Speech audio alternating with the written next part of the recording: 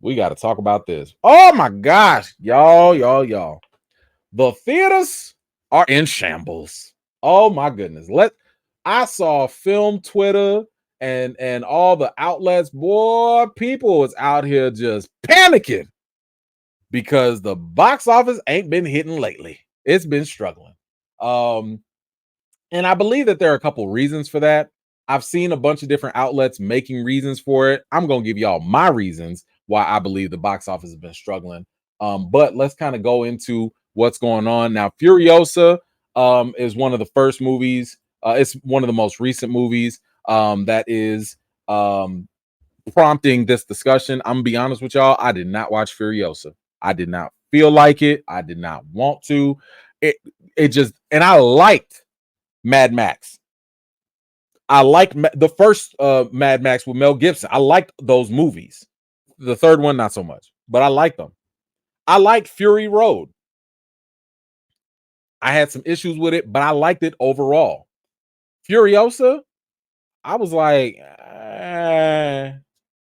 even when I did a poll for y'all, and I asked y'all, are y'all checking for Furiosa? Like, because I'm sitting there like, do I need to go drive downtown and pay for that parking to go watch this for y'all? And a lot of y'all was like, nah, we good.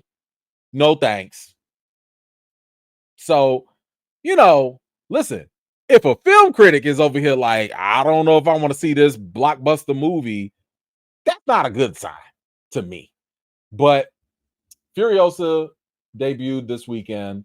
And basically, even with Garfield out there, it was the worst Memorial Day weekend in 3 decades. The box office for Memorial Day weekend, which usually is a weekend, it's like the first weekend for summer movies. You get your vacation, you get to go watch some things. It has been down 36%. 36% with that box office. That's bad. That's bad. Because keep in mind, we just came from a whole pandemic. Now, obviously, during the pandemic on lockdown, yeah, numbers were going to be down. But the fact that we, 4 years out, and y'all are down, boy, people are losing it. They are freaking out. So, Furiosa, by the way, more specifically, it came back so bad that apparently it's affecting the entire franchise. Because George Miller, the director of Furiosa and Mad Max, he said of the Mad Max saga bowed to a disappointing $32 million domestically for the Memorial Day weekend and $36 million overseas. Yikes. And because of that, that has diminished hopes for Mad Max The Wasteland. That would be the potential sequel that would come up. Miller said, I'll definitely wait. This was before. He said, I'll definitely wait to see how this Furiosa goes before we even think about doing The Wasteland. Sources agree that Wasteland's fate is complicated by Furiosa's box office. Furiosa has recently gotten a pretty decent Rotten Tomatoes score, 90%. But it also earned a B+ cinema score. First of all, let me just say a B+ cinema score is not very good. That's not a good thing. Now, 90% on Rotten Tomatoes, that's what? Okay, let's just look at it. Critics and audiences found Furiosa to be cool. Now, I've told y'all, there's usually about 400, maybe 600 critics, give or take. So if you can get 300 critics, that's a very good showing. So critics liked it. But only 1,000 for fans? That's not good for Rotten Tomatoes. To get only 1,000, we're talking about like Avengers or something else had like 50,000. People turn out and make their reviews on it. So only 1,000. That means that it did not have a big turnout. And like I said, a B+ on cinema score. If I'm not mistaken, I think Venom 2 had a B+ as well. I think Thor 4 had a B+. I think Ant-Man and Quantumania, that had a B+. And cinema score, by the way, that's straight up audience. That is not critics. That's not press, media, influencers. That's the people when you watch a movie and you walk immediately outside, there are people that ask you, how do you like the movie? So this is the general public. This ain't no screeners. The general public gave it a B plus, which is a very curved grade. So that's not good. It goes on to say, but in a troubling and unexpected twist, far fewer females and younger male adults showed up than that came out for Fury Road 9 years ago. Yo, Mad Max was 9 years ago. 9 years ago. So a lot of this brings me back to what is going on with the movies, because like I said, you had movies this weekend that were not doing very well. And you have all these, think pieces about all the different reasons why Memorial Day was bad and all this stuff. Now, some of these reasons you've probably heard before, and some of these reasons, and I would say, when I've looked at a lot of these reasons, I agree with most of them. But nobody has talked about the most obvious reason. And I'm going to go in order first from basic, from least to greatest. I'll give you 3 reasons. 3 reasons. First reason why theaters are going down, or why the box office is struggling. It's ticket prices, right? I mean, listen, it does not make any sense for a family to go out and try to purchase tickets for a movie and have to spend almost $150. Let's just be honest. Tickets for an opening week movie cost almost $20 per head. That's ridiculous. It's ridiculous. I should not have to pay $100 just to show up for a movie, and then I got to pay almost another $50 to $100 for the food, for some popcorn and a drink. Come on, man. So the ticket prices already are problematic, and we've already talked about how there have been studies about how when you lower ticket prices, people show up every time. And I'm sure some of y'all can attest to this. There's a reason why Tuesday nights are popping. Why? Because that's $5 Tuesdays. You mean to tell me I get to watch a movie for $5? Absolutely, I'm gonna be there. I bring my family. That's the only time I'm like, listen, my kids be like, Daddy, can we go? I say, is it Tuesday? If it's not Tuesday, why are you talking to me? No, we're not going nowhere unless it's Tuesday. So $5 Tuesdays, lower ticket prices. That has to be it. Now, some people would say you got to lower concession stand prices too. I'm going to put a little pushback on that. Just a little bit. And I get it. Paying $10, $15 for a small popcorn, that's ridiculous. It is ridiculous. Okay, I hear you. But the reason why I would push back on that is 2 reasons. One, if the ticket price is low enough, you mean to tell me that people are not going to pay for the food? And I'm not talking about y'all that hustle and bring your own food in your pockets. I'm not talking to y'all. I'm talking to the people that still go in for $5 per ticket. You might want to treat yourself. That might be the day that you be like, you know what? I might go ahead and get that $15 popcorn. And I know for some people, they like, yo, man, everybody on a budget, people. I understand. I know. I got kids too. I get it. But I want people to think about the fact that everybody, and probably not the people watching here, because I feel like if you're here or you're watching, you probably go to the movies more than the average person. The average person probably sees 1, maybe 2 movies in a year, maybe, if we're being generous with it. Which means going to the movies is kind of a treat. It's kind of a celebration. It's a once in a life, it's a once in a year thing. It's not something that's breaking the bank if you only do it 1 or 2 times in a year, maybe 3. So the reason why I say bring the ticket prices down, and maybe you can leave the concessions alone, because by the way, the theaters don't make that much money on the tickets. They make more money on the concessions. That's how they stay alive. But you have to get people in the door. If you don't get people in the door, it doesn't matter how much your concessions cost, right? So that's what I'm saying. You have to look at the ticket prices first. If you decrease that, then we could talk about everything else. But if nobody's showing up because the tickets are too expensive, it doesn't matter if you can make the concessions $5, $2. What does that make a difference if people are scared because your tickets are $20 a piece? So ticket prices obviously are a barrier. That's a problem. Second reason why theaters are going down right now and the box office is in trouble.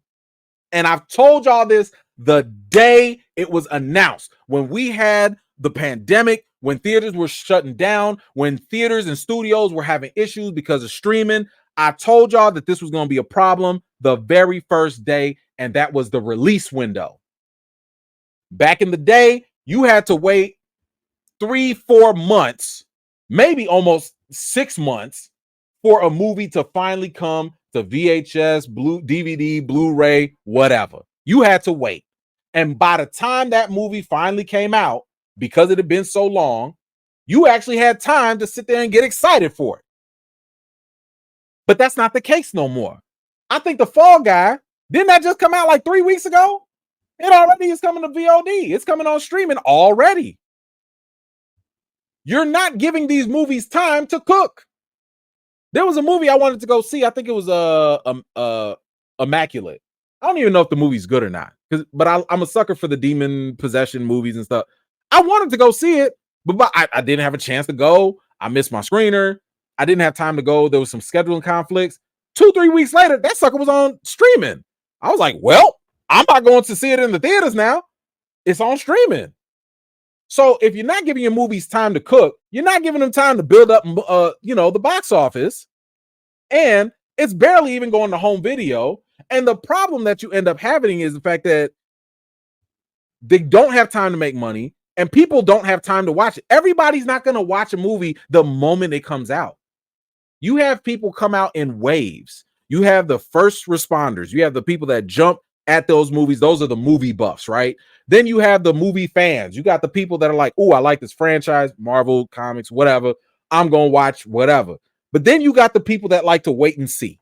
You got the people that are like, I'm going to wait till $5 Tuesday. Because $5 Tuesday is so popular, it's sold out. I'm going to have to wait till the next Tuesday, to go at a better time. Ooh, what happens if I don't have enough time to go on that Tuesday? The movie's already on streaming. Why do I need to see your movie? Why do I need to go pay $20? We already talked about the price hike. Why do I have to go pay $20 when I can sit my butt at home and watch it for the free? It's not really free because I'm paying for the streaming, but why would I go pay you more money? So you are disincentivized. You're not incentivizing people to go watch these things because the price is too high and it's going to come to streaming anyway. Where's the motivation? I lied. I'm going to give y'all 4 reasons because I just thought of something. The third reason why the box office is failing is marketing. A lot of these movies have terrible marketing. They just do. A movie will come out. Maybe you've never even seen the trailer. Maybe the trailer gives way too much away, which I've always told y'all is a problem. Or maybe the trailer's just not that good. You can't get butts in seats if the tickets are too high. The release window is probably going to come out to you on streaming soon enough. And the marketing just wasn't all that good anyway. That's a problem. A lot of these movies be showing way too much, and it's just not intriguing. They're not creative as much anymore. I've told y'all this example before, but like back in the day, in the 90s, The Matrix, when The Matrix came out, when I tell you nobody knew what this movie was about. They even made a website called What is the Matrix? That was it. All you saw was Keanu Reeves seeing Lawrence Fishburne jump across a building and say, whoa. And we was just like, whoa, because we didn't know what was going on. But it looked amazing. We had no idea what it was. And that level of marketing made us want to go see it. M. Night Shyamalan. Yes, he has a spotty track record. But man, when I tell you this dude drops a trailer that makes you want to go see his movies. You don't know if the movie's going to be trash or not, but as I've always said, you got to trick me into watching a bad movie. And he does a very good job of that. The movie Trap, I think it's called, with the psycho killer at the concert with his daughter and everything. That trailer looked fire. I was like, listen, I want to go see what's going to happen. I need to see it. Even his daughter, who did the other movie, The Watchers, you have no idea. All you see is people stuck in a building and it's all mysterious. I can't even describe it because I don't know what's going on, but I definitely want to see it. That's what good marketing does. And hopefully, if you have good marketing, you'll have good production. The movie's good. You'll get word of mouth. People will show up. But the number one reason, and I've heard people talk about, the strikes and all this other stuff. No, I'm not giving none of that any type of leverage. I don't care. Because whether you had strikes or not, it does not matter, because the average person don't care nothing about that.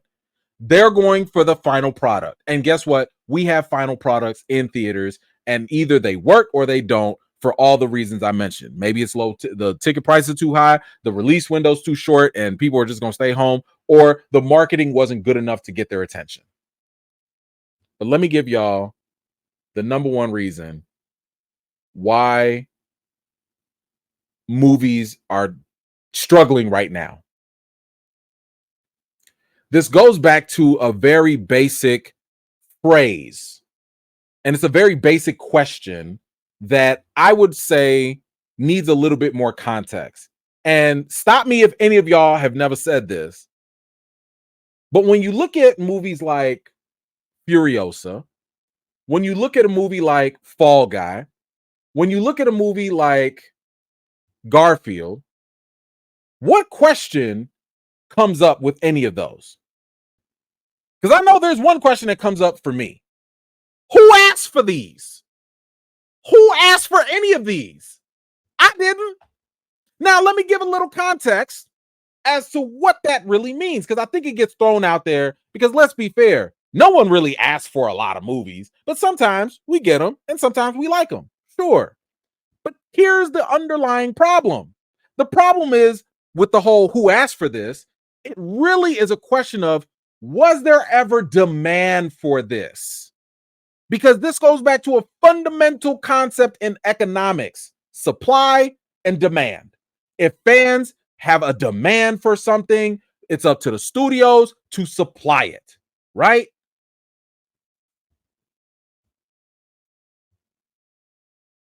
And sometimes the studios will give a supply, they'll give us a movie, and we'll be like, oh, we didn't even know we needed this. Thank you, right? But the problem is with those couple of movies, Fall Guy, I didn't even know that this was based off a 1980s show. I didn't even know that. I had no clue. And Fall Guy clearly appealed to only those people that probably recognized that it was based off of some 80s show, because I'm more than positive most people under 30 probably didn't know it was based off a TV show. And if we're being honest, Ryan Gosling is not a blockbuster star making type of person. He's a good actor, but he's not someone like, hey, let's go watch that Ryan Gosling movie. That's not what he does. He's a good actor, but he's not The Rock. He's not Tom Cruise. Furiosa, when Mad Max was done, Fury Road, and the idea of, I want to do, George Miller was like, we should do a Furiosa movie. I was like, why? I'm not interested in her character. Who asked for that? Who told you that people wanted? We enjoyed Charlize Theron being on it. Yes, she was cool, but I didn't need no backstory. I don't care why she's there or how she got there. Last I checked, it's a Mad Max franchise. I don't need her story. And Garfield, Garfield is probably one of the biggest misses I could think of, because Garfield is a character, even as a kid, and I watched Garfield cartoons, I didn't care about Garfield at all. I'd watch the cartoon because I was a kid. It was a cartoon. It was on. I'd watch it. I never got no Garfield toys. I never got no Garfield clothes. I never got no Garfield, bed sets or nothing. Garfield was popular to people that read newspapers. Hey, kids, a newspaper was kind of like the internet, but on paper. Yeah, it used to come out, they throw it. There was no, the paper boy. That was a guy that would deliver it. He was kind of like the internet on a bike. He would throw that paper at the house, and your parents and grandparents, they would pick up that paper. They didn't have phones that were cellular, or, they were on the phone cord, and they had to read it to get all their news and their comics. And there was no streaming. That's just how they got their entertainment.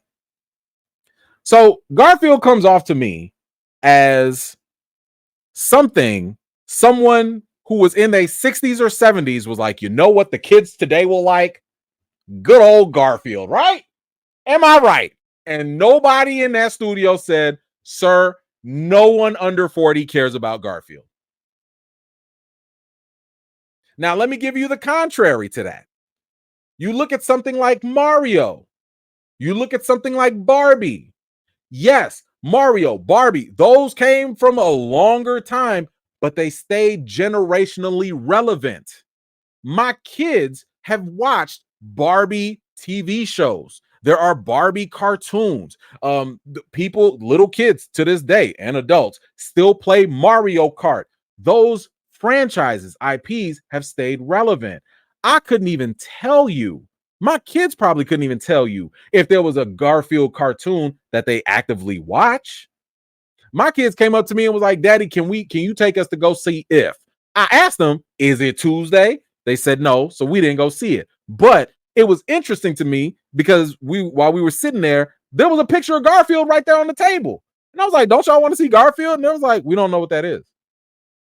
I was like, so y'all would rather go see If, this made up imaginary story, whatever, probably because they seen the commercials, over this cartoon?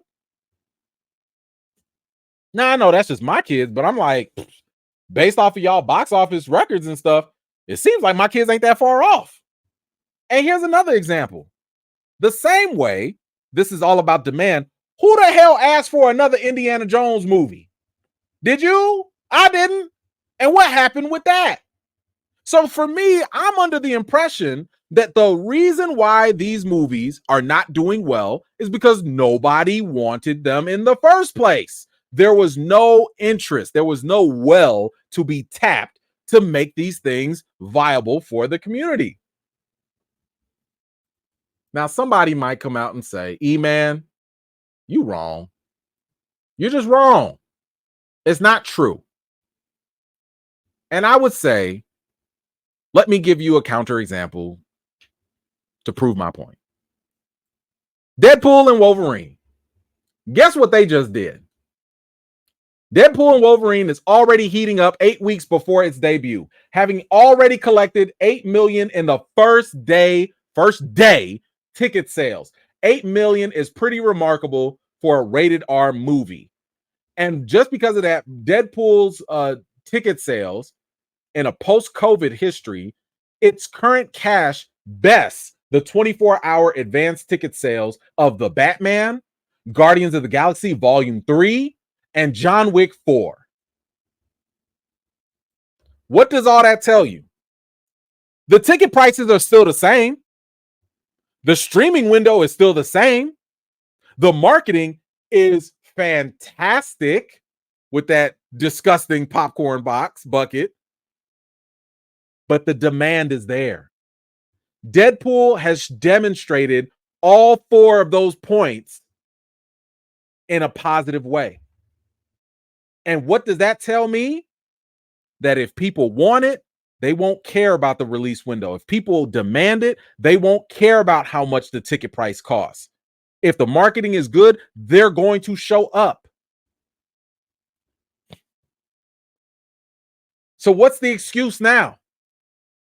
My question for y'all is, where are the think piece articles for all the non-superhero movie fatigue? Because that's clearly what's going on, right? Right?